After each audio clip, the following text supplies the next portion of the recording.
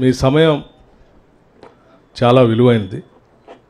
మేము ఎక్కువ సమయం తీసుకోకుండా 2 విషయాలు మాత్రమే మీ ముందు ఉంచి, ఈ రాష్ట్ర ప్రభుత్వం ఈ రాష్ట్రంలో ఉన్నటువంటి మేధో సంపత్తిని ఏ రకంగా పెద్ద ఎత్తున ప్రోత్సహించి ఈ రాష్ట్రానికి దేశానికి ఉపయోగపడే కార్యక్రమంలో భాగంగా ఏ కార్యక్రమాలు చేస్తుందో 2 విషయాలు ప్రత్యేకంగా మీ ముందు ఉంచాలని నేను అనుకుంటున్నాను. అందులో మొదటిది, గతంలో ఈ రాష్ట్రాన్ని పాలించినటువంటి వాళ్ళు ఎవరు కూడా ఆలోచించిన విధంగా ఈరోజు రాష్ట్ర ప్రభుత్వం, రాష్ట్ర ముఖ్యమంత్రి శ్రీ రేవంత్ రెడ్డి గారి నాయకత్వంలో మంత్రిమండలి మొత్తం ఆలోచన చేసి మన రాష్ట్రం నుంచి యూనియన్ పబ్లిక్ సర్వీస్ కమిషన్ పరీక్షలు రాస్తూ అందులో పెద్ద ఎత్తున ఉత్తీర్ణులై ఈ రాష్ట్రానికి దేశానికి ఉపయోగపడేటట్టుగా మనం కావలసిన ఆర్థిక సహాయాన్ని వారికి అందించగలిగితే వారికి ఉన్నటువంటి కొద్ది ఇబ్బందులైనా తొలగించినటువంటి వాళ్ళు అవుతాం. తప్పనిసరిగా అది వారి ఉత్తీర్ణతలో కొంతైనా ఉపయోగపడుతుందన్నటువంటి ఆలోచనతో ఈ నిర్ణయం తీసుకొని మొట్టమొదటిసారి ఈ రాష్ట్ర చరిత్రలో ₹1,00,000 ఒక్కొక్క విద్యార్థికి, అంటే ఈ పరీక్షకి తయారవుతున్నటువంటి వారికి ఇవ్వాలని ఈ నిర్ణయం తీసుకోవటం జరిగింది. ఈ నిర్ణయం సరే, ఈ ఈ ఈ ఏదైతే ఇస్తున్నాం ₹1,00,000 పెద్ద నగదు కాపోయినప్పటికీ కొద్దిగా మీకు రాష్ట్ర ప్రభుత్వం ద్వారా ఇతర కోచింగ్ సెంటర్స్ ద్వారా వచ్చేటువంటి ఉపయోగంతో పాటు కొంతైనా ఉపశమనం కలుగుతుందనేటువంటి ఆలోచనతో చేస్తున్నటువంటి ఒక ఉన్నతమైనటువంటి కార్యక్రమం ఇది. దీనికి సంబంధించి రాష్ట్ర ఎనర్జీ శాఖని నేను ప్రత్యేకంగా అభినందిస్తూ ఉన్నాను.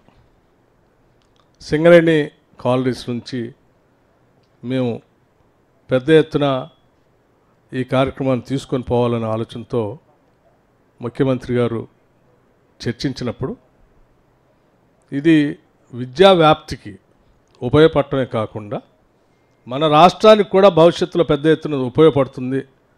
ఇందులో సెలెక్ట్ అయినటువంటి వాళ్ళు ఇంకా పెద్ద ఎత్తున మెయిన్స్లో సెలెక్ట్ అయ్యి, ఆ తర్వాత ఇంటర్వ్యూస్లో కూడా సెలెక్ట్ అయ్యి, అంతిమంగా యూపీఎస్సీలో వారు సెలెక్ట్ అయ్యి వస్తే సరే, వారు ఈ రాష్ట్రంలో సర్వీస్లో ఉన్నా, దేశంలో ఏ రాష్ట్రంలో ఉన్నా కూడా రాష్ట్రం గురించి ఎప్పుడు ఆలోచన చేస్తూనే ఉంటారు. దానివల్ల పెద్ద ఎత్తున ఉపయోగం ఉంటుంది అన్నటువంటి ఆలోచనతో ఈ నిర్ణయం తీసుకొని ముందుకు పోతూ ఉన్నాం.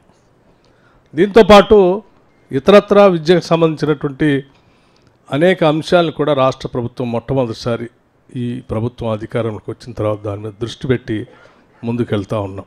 మీ అందరికి తెలియాల్సింది, మీరు మిగతా మిత్రులతో కూడా పంచుకోవాల్సింది, integrated young India integrated residential schools అని బహుశా ఈ దేశ చరిత్రలో ఎవరు కూడా ఆలోచన చేసి ఉండరు.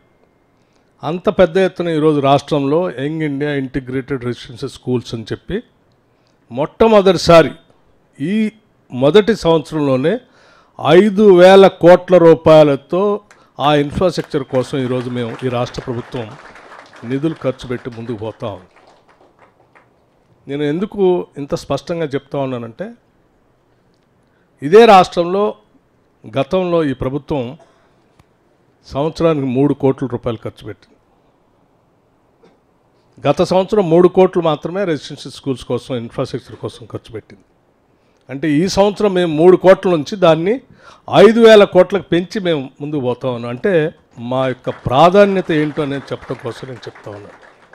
ఇది విద్య కోసం మేము మొదటి అంగన్వాడీ దగ్గర నుంచే మేము ప్రణాళికలు తయారు చేసుకొని ముందుకు పోతా ఉన్నాం. ఆ చేసే క్రమంలో హైయర్ ఎడ్యుకేషన్ మీద దృష్టి పెడతా ఉన్నాం, యూనివర్సిటీస్ మీద దృష్టి పెడతా ఉన్నాం.